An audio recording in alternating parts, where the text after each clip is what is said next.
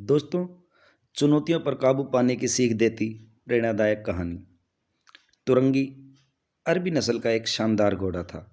वह अभी 1 साल का ही था और रोज अपने पिता गजरा के साथ ट्रैक पर जाता था।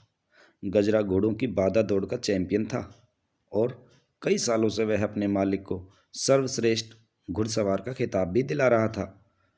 तुरंगी भी गजरा की तरह बनना चाहता था, लेकिन इतनी ऊंची ऊंची और कठिन बाधाओं को देखकर उसका मन छोटा हो जाता और वह सोचने लगता कि वह कभी अपने पिता की तरह नहीं बन पाएगा। एक दिन जब गजरा ने तुरंगी को ट्रैक के किनारे उदास खड़े देखा तो बोला, क्या हुआ बेटा, तुम इस तरह से उदास क्यों खड़े हो? तुरंगी ने कहा, कुछ नहीं पिताजी, आज मैंने आपकी तरह उस बाधा को कूदने का प्रयास किया, लेकिन अफसोस मैं मुंह के बल गिर पड़ा।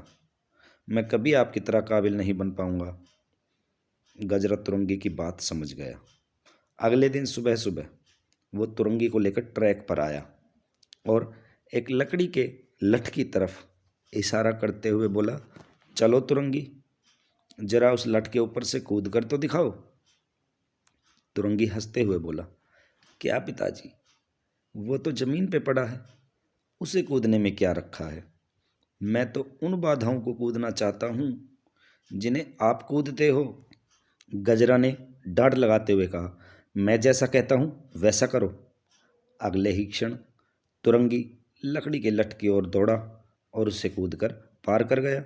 शाबाश, ऐसे ही बार बार कूद कर दिखाओ। गजरा इसी तरह तुरंगी का उत्साह बढ़ाता रहा।